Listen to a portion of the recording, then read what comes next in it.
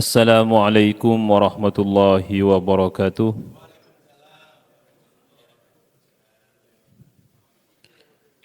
Innal hamdalillah nahmaduhu wa nasta'inuhu wa nastaghfiruh wa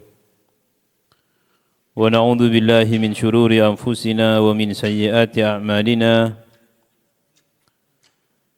May yahdihillahu fala mudilla lahu wa may yudlil fala hadiya lahu. أشهد أن لا إله إلا الله وحده لا شريك له وأشهد أن محمدا عبده ورسوله اللهم صل وسلم عليه وعلى آله وصحبه ومن دعا بدعوته ومن سار على نهجه نوينا التعلم والتعليم والتذكر والتذكير والنفع والانتفاع والإفادة والاستفادة والحث على التمسك بكتاب الله وسنة رسوله والدعاء إلى الهدى والدلالة على الخير ابتغاء وجه الله ومرضاته وقربه وثوابه سبحانه وتعالى أما بعد. Jamaah salat subuh Masjid Ar-Rayyan yang dirahmati Allah, alhamdulillah wa syukurillah. Di pagi hari ini kita mendapatkan nikmat taufik dari Allah bisa melaksanakan salat subuh dengan berjamaah, alhamdulillah wa syukurillah. Kita diberi kehidupan oleh Allah. Insyaallah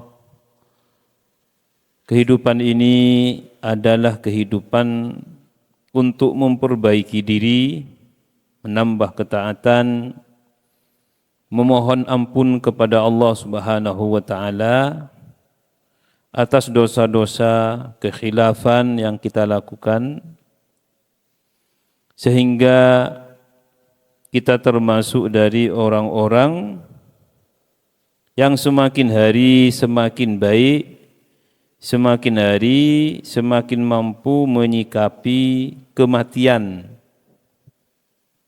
Orang yang mampu menyikapi kematian, maka dia tidak akan takut dengan kematian itu. Inilah salah satu upaya kita dengan mempelajari apa yang ada dalam kitab ensiklopedi kematian ini, yaitu kitab At-Tadhkirah yang disusun oleh Imam Qurtubi rahimahullahu ta'ala. Dalam rangka kita selalu sadar bahwa kematian itu pasti.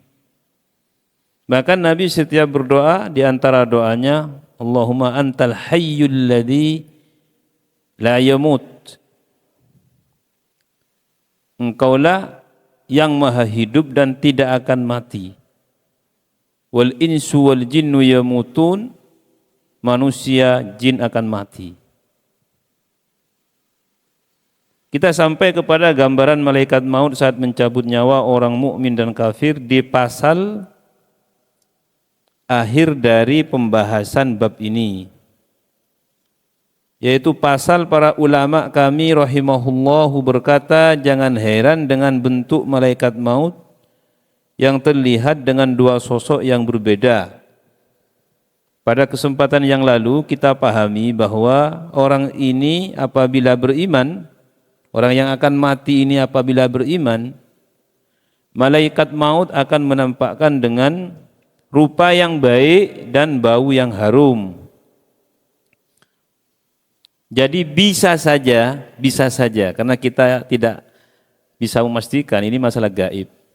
Ketika kita hadir di satu tempat di mana di situ ada yang nazak, kemudian kita mencium bau harum, itu bisa jadi malaikat mautnya. Sebagaimana bau harum ini tercium oleh mayit ini yang akan mati ini. Bukan mayitnya, ini malaikat mautnya. Bisa jadi ya, ini karena kita mengambil kesimpulan dari apa yang ada dalam kitab ini. Jadi seorang mukmin apabila meninggal dunia, malaikat maut elok rupanya, indah pakaiannya, harum baunya. Sebagaimana kita bahas pada kesempatan yang lalu. Nah, yang mau mati mesti tahu. Hanya kita kan nggak tahu, makanya saya sampaikan tidak bisa memastikan. Tapi adanya malaikat maut di situ harus diyakini. Karena ada sebagian ahli filsafat itu tidak yakin ada malaikat maut. Mungkin panjenengan pernah baca itu, jangan heran dan kita jangan ikut ke paham ini. Artinya yang mencabut nyawa itu Allah gitu. Enggak perlu malaikat. Wallahu yatawaffal anfusa, kan begitu. Allah yang mewafatkan, Allah bukan malaikat. Nah, kita Ahlus Sunnah ini tidak. Ya Allah memang semua kehendak Allah, tapi kan malaikat ada tugasnya itulah yang kemudian menjadikan kita meyakini semuanya yang mematikan Allah, tapi yang mencabut nyawa sebagai tugas dari malaikat Israel ini, ya malaikat Israel dan bawahannya itu.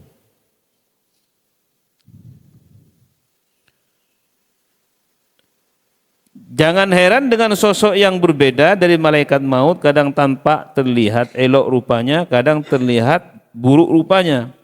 Hal itu hanyalah sebuah permisalan yang juga menimpa manusia dengan perubahan bentuk dan dari sehat, sakit, kecil, besar, muda, dan tua renta. Hanya malaikat ini kan tercipta dari cahaya. Kalau kita tercipta dari tanah, kalau jin tercipta dari api. Nah, malaikat tercipta dari cahaya ini, perubahan bentuknya itu simultan, artinya apa ya? Cepat. Jadi tidak seperti kita. Jadi kalau ingin berubah apa atau ingin kemana ya seperti cahaya itu, kecepatan cahaya. Nah, apakah malaikat itu melebihi kecepatan cahaya atau seperti cahaya? Wallahu a'lam. Karena sekarang ada teknologi rudal itu 2 Mach, 3 Mach gitu. Itu kan lebih cepat dari suara. Dari suara ya, bukan cahaya, bukan. Suara. Oh, cahaya lebih cepat. Ya berarti malaikat ya seperti itu. Saya kira itu Mach itu cahaya itu, bukan suara ya. Berarti cahaya lebih cepat ya. Cahaya lebih cepat. Malaikat seperti itu. Nah, kita kalau membaca hadis misalkan malaikat itu kan setiap pagi, setiap sore itu kan bolak-balik gantian menjaga kita kan dari atas itu. Itu ke langit itu ya secepat cahaya itu. Kalau kita kembalikan kepada penciptaannya. Jadi itulah asal mula penciptaan malaikat.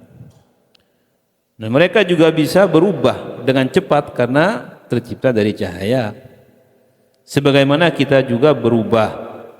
Seperti lunturnya sebuah warna yang selalu terkena hujan dan panas. Ini kita, bukan malaikat ini.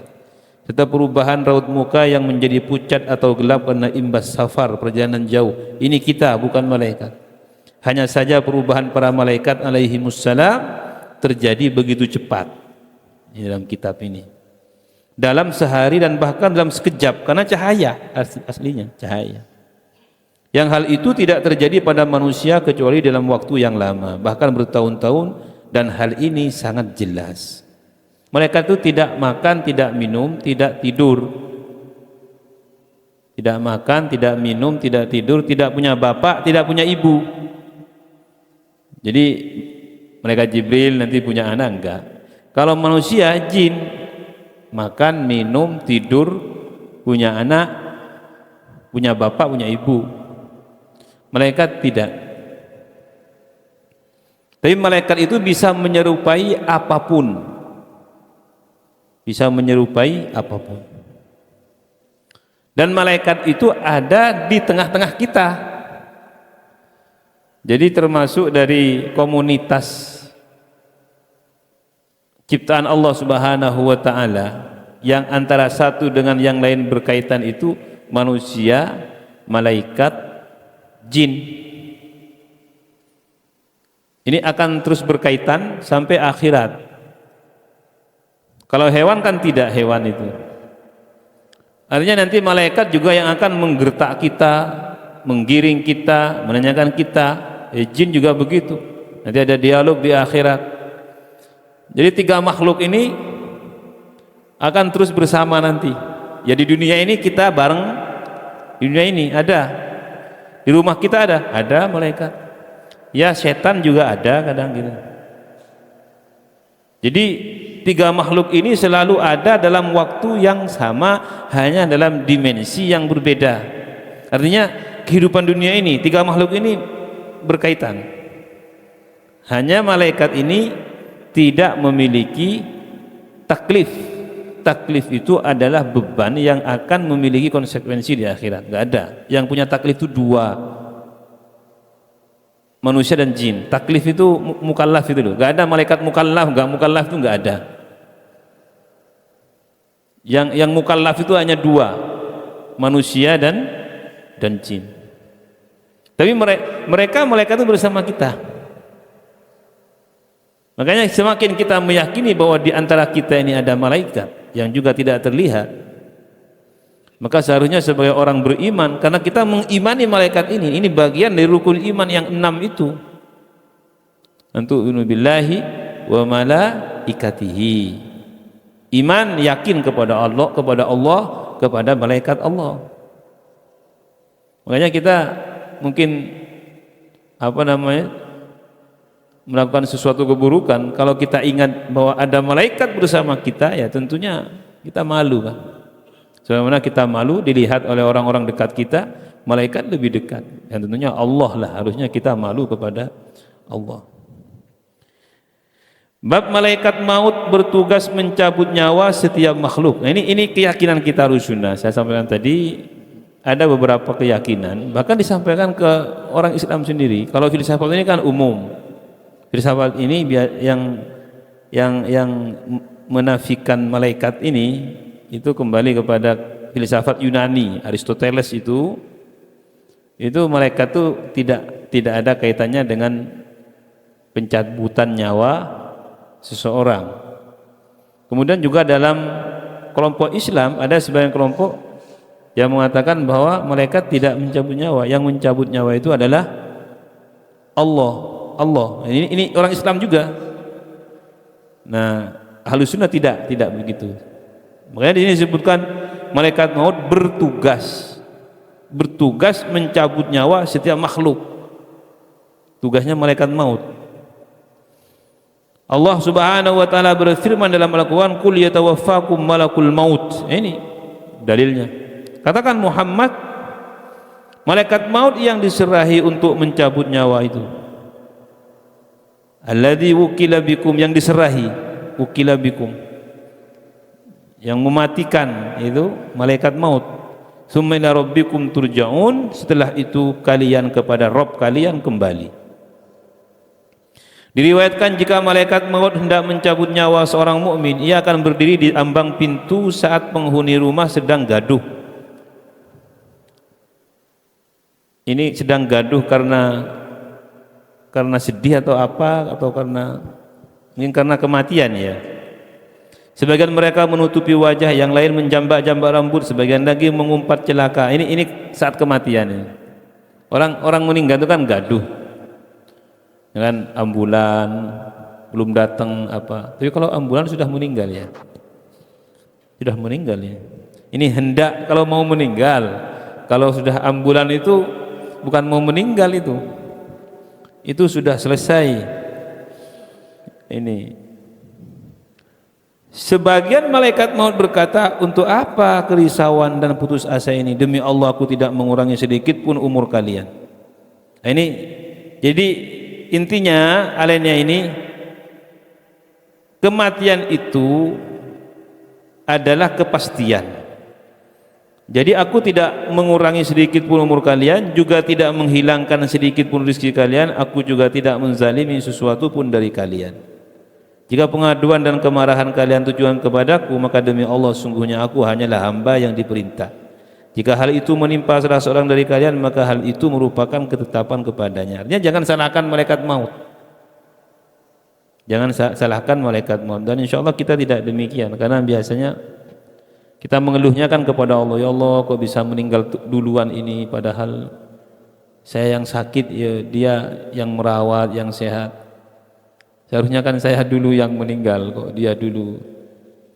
Ada yang begitu Pak, banyak. Jadi yang sakit itu sehat terus, bukan sehat terus. Yang sakit ini hidup terus. Yang merawat ini yang mati duluan.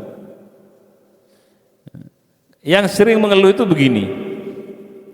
Kalau ada seorang bapak dan anak yang mati duluan anaknya ini. Ini misalnya bapaknya ini, gimana kok enggak saya duluan ya? Kayak enggak terima gitu. Padahal sudah ditentukan umurnya ini. Ya, saya mendengar dari seorang ibu begitu. Ibunya itu punya anak. Anaknya meninggal sekitar umurnya 49 atau berapa. Ibunya sudah 70 atau berapa itu. Karena cucunya itu ada di tempat saya itu belajar. Itu kayak orang kan enggak terima itu. Itu kan anaknya masih sehat-sehatnya kan, masih aktif menghasilkan, ya mungkin tulang punggung keluarga lah. Begitu. Ibunya kan sudah ini, kok bisa ya dia mati, kok bisa? Ya namanya orang awam ya, kita jangan dimarahi, jangan dimarahi. Ya memang kalau kita bisa merencanakan, ya kita dulu mati, baru anak kita. Biasanya kalau orang tua dan anak begitu, lebih baik aku mati dulu daripada kamu. Suami istri juga begitu. Kadang-kadang saya punya jemaah di daerah Gunung Sari itu. Ngaji-ngaji ke saya semua, laki-laki perempuan ngaji ke saya semua, ngaji Quran. Iya Ustaz, saya kalau bisa mati duluan, kata ibunya ini. Kata suaminya, enggak Ustaz, saya aja duluan. Nah, sama-sama apa ini maksudnya? Sama-sama mencintai atau hidup semati ini? Tapi jangan bilang begini, kalau kamu mati, aku mati juga lah. Jangan begitulah. Jadi hidup ini biasa saja. Yang mati duluan, ya yang hidup yo jalani kan itu. Jalani aja yang hidup. Kalau istri mati duluan, jenengan yo, ya, ya artinya jalani aja gitu loh. Ya tidak perlu risau dengan itu gitu. Ya suami mati duluan, ya istri jalani hidupnya begitu. Tidak perlu mengait-ngaitkan. Secinta apapun sampai mana, cintailah olehmu, maka semuanya akan ada waktu untuk berpisah. Ini harus sadar itu. Enggak tahu maksudnya apa kok begitu ya. Kalau kamu mati, enggak, lebih baik saya mati duluan. Enggak, kata suaminya, saya yang mati duluan enggak apa-apa. Ini apa maksudnya Bang? Apa? Saya enggak paham juga, kadang mikirnya. Kalau menurut saya, kalau suami mati duluan, itu istri itu mungkin merasa kehilangan atau merasa gimana? Kalau istri mati duluan, apa suami merasa kehilangan atau enggak mau tinggal sendirian? Cara berpikir seperti ini, ya harus kita rasakan juga kan. Kan kita enggak mungkin mati bersama itu, enggak mungkin, ya kecuali kecelakaan atau apa, itu kan naudzubillah, mudah-mudahan kita selamatkan. Ya kalau memang kita normal, hidup normal, yo salah satunya mesti duluan gitu kan. Lah hal seperti ini tidak perlu diperselisihkan.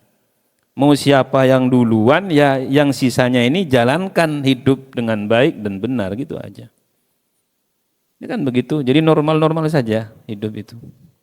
Artinya menghadapi kematian itu jangan pernah kita mengharap hal-hal yang aneh-aneh gitu. Enggak apa-apa saya duluan. Ya Allahu a'lam. Tapi ini saya sampaikan karena ada gitu loh. Sehingga saya setelah itu berpikir terus, kok bisa rebutan mati itu kok bisa gitu. Jadi mungkin dia kasihan gitu loh. Kalau dia duluan yang gimana enggak paham saya pokoknya itu. Maksudnya apa itu? Apa begini, kalau dia hidup sendiri, saya mati dulu, siapa yang mau rawat? Tapi kan mati dulu dia. Coba panjenengan dipikir itu. Kalau saya sampaikan Tidak perlu berpikir sejauh itu loh ya. Kita berdoa kepada Allah, mudah-mudahan hidup kita ini bahagia. Toh harus saya mati duluan, kamu jalani sisa hidup dengan baik. Kalau toh kamu yang mati duluan, mudah-mudahan selamat, ya saya akan menjalankan sisa hidup ini dengan baik, begitu kan? Aman gitu. Iya. Ya, dengan baik itu dalam arti ya normal gitu kan, normal ya. Iya.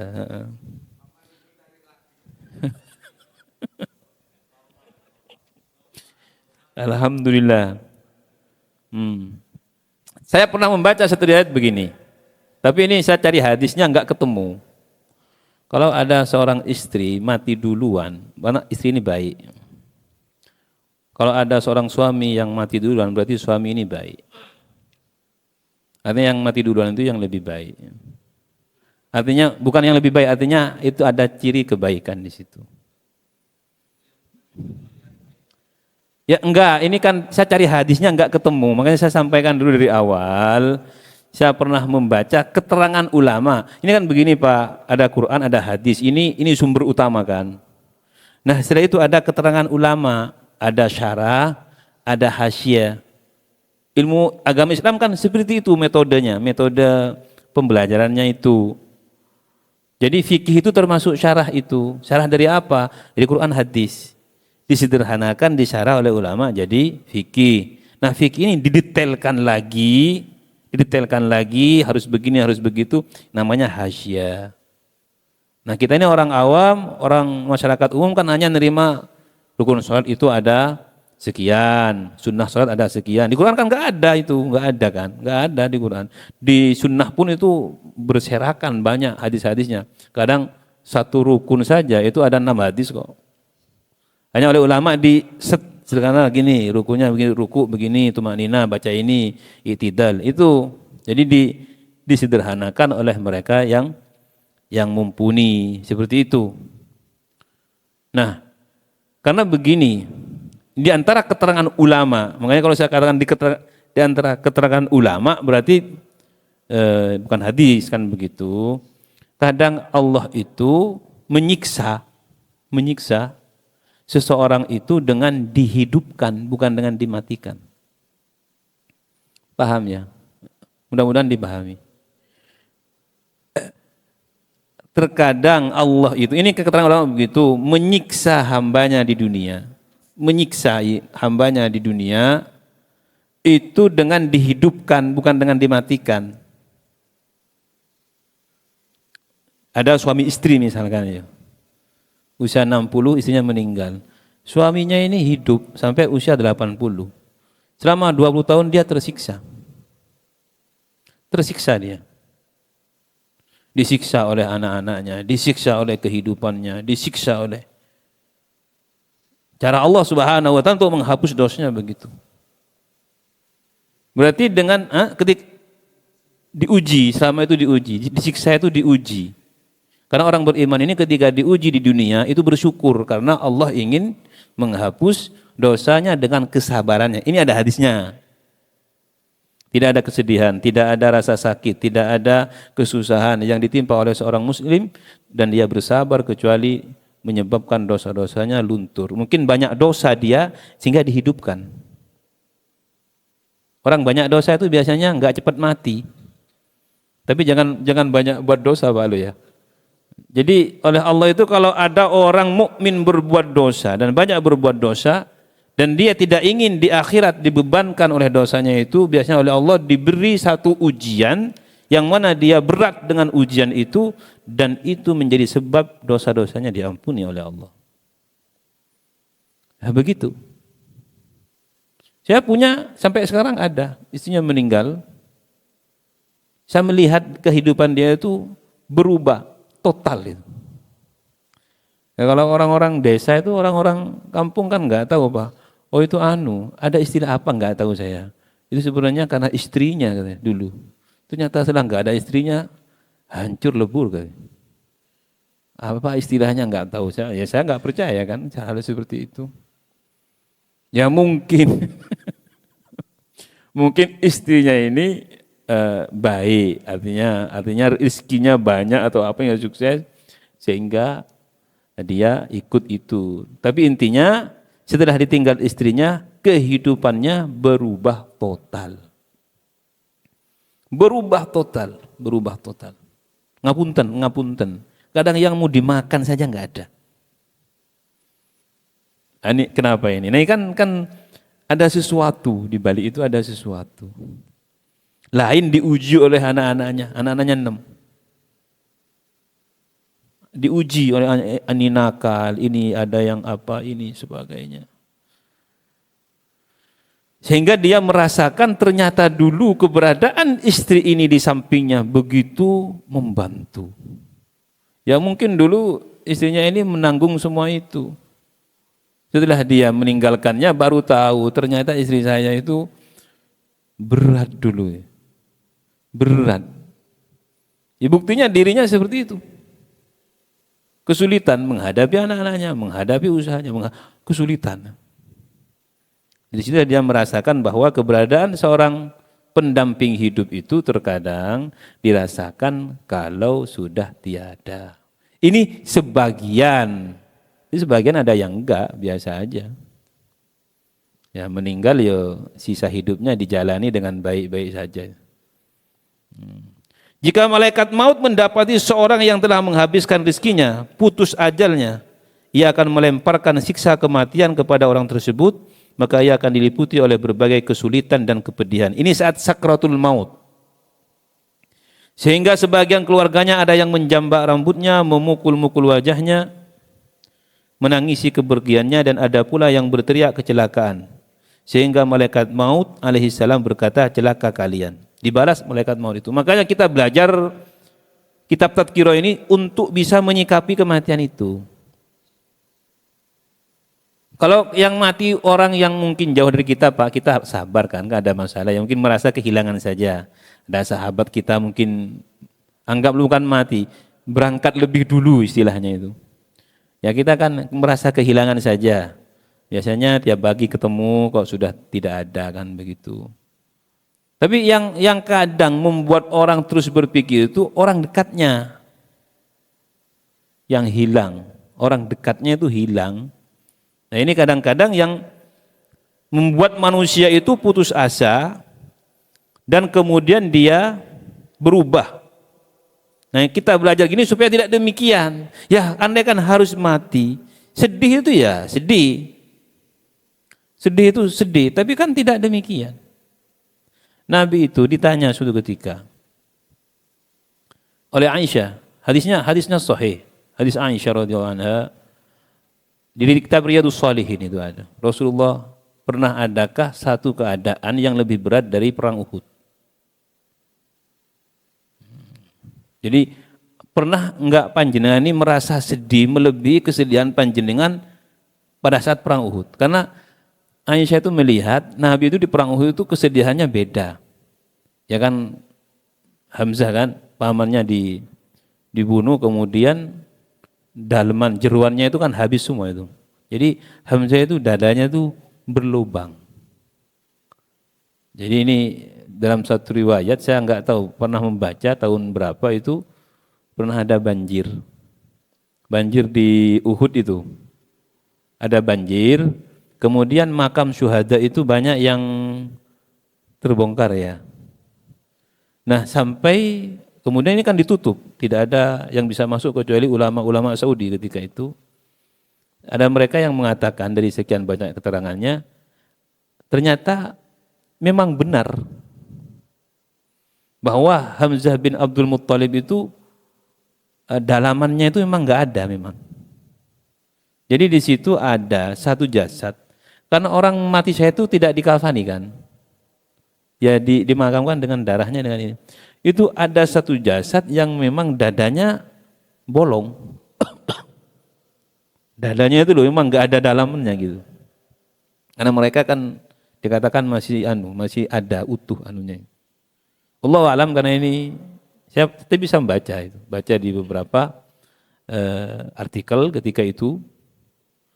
Dan memang benar, dan semua jarinya itu putus kan. Di tangannya masih ada, hanya semua jarinya putus. Itu di antara keterangan berarti, dan Nabi tidak pernah merasakan kesedihan daripada itu.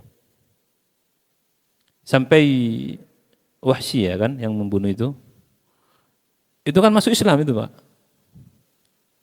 Itu Nabi sendiri melihat Wahsy itu nggak mampu. Karena saking sedihnya kan. Saking sedihnya itu. Berat ketika itu Nabi SAW. Nah ditanya oleh Aisyah, ada yang lebih berat dari itu?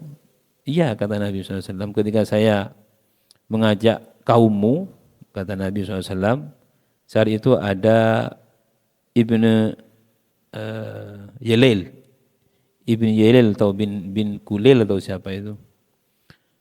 Itu malah ketika saya ajak, mereka bukan hanya menolak, tapi juga menghina saya, ini saya. Itu lebih berat saya rasakan. Berarti ini kesedihan ini sebenarnya, artinya kesedihan kematian itu dipahami oleh Nabi SAW. Orang mati ya seperti itu biasa. Yang penting matinya baik kan. Lebih berat lisan ternyata. Lisan orang itu lebih berat beliau rasakan. Lisan yang diikuti dengan tindakan-tindakan penghinaan. Sampai malaikat gunung itu ingin menimpakan gunung Al-Akhsyabain, 2 gunung kepada kaum itu. Tapi enggak boleh, kaum Quraisy, bukan Taif. Pernah malaikat gunung. Apakah ada malaikat gunung? Ada. Di mana? Di hadis ini. Jangan ragu. Kalau malaikat laut enggak tahu. Tapi kalau malaikat gunung ada. Kalau di film anak kecil itu dewa gunung. Tapi kan bukan dewa kan mereka. Mereka malaikat. Artinya kalau ada yang bertanya, apakah ada malaikat gunung? Ada malaikat gunung itu. Jilat kok malakul jibal.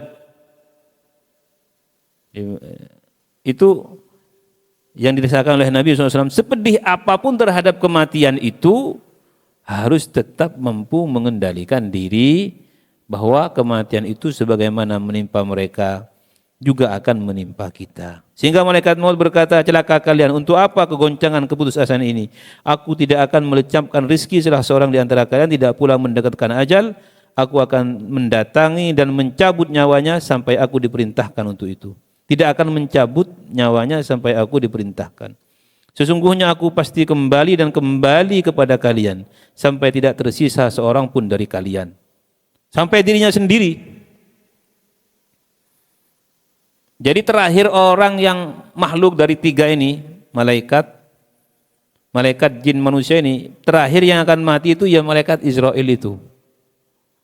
Malaikat Israel mencabut semua yang bertugas dalam pencabutan nyawa, kemudian dirinya sendiri dicabut oleh Allah Subhanahu wa taala. Dan dihidupkan kembali oleh Allah Subhanahu wa taala pertama. Itu. Sekiranya mereka melihat keberadaannya, ada yang mengatakan bahwa yang dicabut nyawanya terakhir itu malaikat Israfil. Pernah dengar? Enggak pernah dengar ya, tapi ya. Enggak usah hafal, tapi dengar, tapi minimal kita harus tahu 10 malaikat itu. 10 malaikat itu kan begini, harus diketahui. Jadi ada 10 malaikat, ada 25 nabi kan. Apakah harus hafal? Ya enggak harus lah, yang penting tahu, minimal tahu. Malaikat itu ada 10 yang harus diketahui, yang wajib diketahui kalau dalam pelajaran ibtidah itu kan begitu. Ada 10 malaikat yang harus diketahui. Jadi ada Israfil, ada Israel. Nah, Israfil ini dikatakan yang pertama kali dihidupkan. Ya enggak, yang pertama kali dihidupkan untuk meniup trompet kebangkitan itu. Itu Israfil. Sekiranya mereka melihat keberadaannya, malaikat maut, dan mendengar perkataannya, maka mereka pasti akan bingung terhadap orang yang mati dari mereka, dan mereka akan menangisi mereka sendiri. Artinya ketika kita itu berada di tengah-tengah duka, keluarga, orang yang mati, hadirkan dalam diri kita bahwa di situ ada malaikat maut. Ada malaikat di situ, ada malaikat. Kata malaikat, andaikan mereka tahu ada saya, enggak akan sedih, karena mereka juga akan berpikir ini yang akan mencabut nyawa saya. Sehingga apabila sang mayat dibawa di atas keranda, ia akan berkata, wahai keluargaku, ini mayatnya yang berkata, wallahu alam ya. Wahai anak-anakku, janganlah kalian dipermainkan oleh dunia sebagaimana ia telah mempermainkanku. Aku telah mengumpulkan harta dari yang halal dan yang haram, kemudian aku tinggalkan kepada orang setelahku. Harta itu menjadi miliknya sedangkan dosanya masih milikku. Maka berhati-hatilah terhadap apa yang telah dipersiapkan untukku. Ini kata-kata ini dinisbatkan kepada mayitnya. Tapi apakah ini di hadis ada seperti ini? Wallahu alam. Tapi ini ada keterangan berarti. Disebutkan oleh Imam Qurtubi bahwa mayit di atas keranda itu berbicara. Mayit di atas keranda itu kalau berbicara berarti melihat siapa yang mengusung dia itu. Makanya kalau bisa, kalau kita hadir mayit itu, kita juga harus sadar bahwa dia juga sadar dengan kehadiran kita. Dan jangan mengucapkan kata-kata yang tidak baik. Ini salah satu keterangan ulama di sini disebutkan. Malaikat maut adalah malaikat yang ditugaskan untuk mencabut setiap sesuatu yang mempunyai jiwa dan nyawa. Jiwa nyawa itu satu kesatuan. Jiwa itu ada karena adanya nyawa. Dan pekerjaannya berdasarkan perintah Allah, ciptaan dan ketetapannya, wallahu a'lam. Allah Subhanahu wa taala menciptakan malaikat maut serta menciptakan pencabutan nyawa atas kedua tangannya. Menarik ruh dari jasad dan mengeluarkannya darinya, dan juga menciptakan bala tentara bersama malaikat maut yang bertugas sebagaimana tugasnya dan bekerja di bawah perintahnya. Berarti ada malaikat maut itu Israel dan ada bawahan-bawahannya, bala tentaranya. Allah berfirman, walau tara id yatawaffal ladzina kafarul malaikatu yadribuna wujuhahum wa adbarahum. Ini sudah kita baca. Sekiranya kamu melihat malaikat itu, malaikat pencabut nyawa itu ketika mencabut orang-orang kafir, nyawa orang kafir, itu mereka sambil memukul wajah dan punggungnya. Nah ini gak apa-apa kita hadirkan. Ada orang kafir mati, itu sebenarnya ditempelengi sama malaikat. Subhanallah. Hatta idza jaa ahadakumul mautu tawaffat hurusuna wa hum la yufarritun. Hingga apabila kematian datang kepada salah seorang di antara mereka atau kalian, malaikat-malaikat kami mencabut nyawanya dan mereka tidak melalaikan tugasnya. Wa hum la yufarritun, tidak lalai. Rusuluna ini malaikat. Allah berfirman, Allahu yatawaffal anfusa hina mautiha wallati lam tamut fi manamiha. Allah memegang nyawa, mematikan seorang pada saat kematiannya dan memegang nyawa seorang yang belum mati ketika ia tidur. Ini yang saya sampaikan tadi. Ada sebagian yang mengatakan enggak ada malaikat maut. Di surat Az-Zumar jelas kok, Allahu yatawaffal anfus. Allah yang mematikan, bukan malaikat maut. Ini kita tidak ikut itu. Itu ahli filsafat itu. Alladzi khalaqal mauta wal hayata, karena Allah yang menciptakan kematian dan Allah yang menciptakan kehidupan. Alladzi khalaqal mauta wal hayata. Idz qala Ibrahim rabbiyalladzi yuhyi wa yumiit, ketika Ibrahim berkata, Rabbku ialah yang menghidupkanku dan mematikan aku. Ya, kita juga Ahlus Sunnah meyakini yang menghidupkan mematikan Allah, tapi ada malaikat yang bertugas untuk itu. Wahyu itu Allah yang memberikan kepada Rasulnya, tapi yang membacakan siapa? Jibril, dan begitu. Yang membangkitkan manusia itu ya Allah, tapi dengan sebab adanya tanda ditiupnya trompet oleh Israfil, kan begitu. Itu keyakinan kita. Malaikat maut bertugas mencabut nyawa dibantu oleh bala tentaranya dari kalangan malaikat. Akan tapi sejatinya Allah lah yang mematikan nyawa tersebut. Ini maknanya. Hanya saja ketika malaikat maut diserahi tugas untuk mencabut nyawa dengan secara langsung maupun dengan perantara bala tentaranya, hal itu tetap disandarkan kepada malaikat maut sebagaimana ciptaan selalu disandarkan kepada Allah. Kadang-kadang itu Israel itu pencabut nyawa, iya, walaupun kadang-kadang yang mencabut adalah ya bala tentara dari malaikat itu. Jadi kadang-kadang kita menisbatkan satu perkara kepada ketuanya gitu loh. Padahal yang melakukan, iya, ini ada dari Masjid Ar-Royan. Ada dana sosial dari Masjid Ar-Royan. Kan masjidnya nggak bisa. Tapi dari anggotanya atau orang-orang yang berafiliasi ke sana begitu. Jadi malaikat maut juga begitu. Sebenarnya bukan malaikat maut kan yang mencabut sendiri, hanya dinisbatkan pencabut nyawa itu adalah malaikat maut. Mungkin ada yang perlu disampaikan, ada yang perlu ditanyakan, monggo.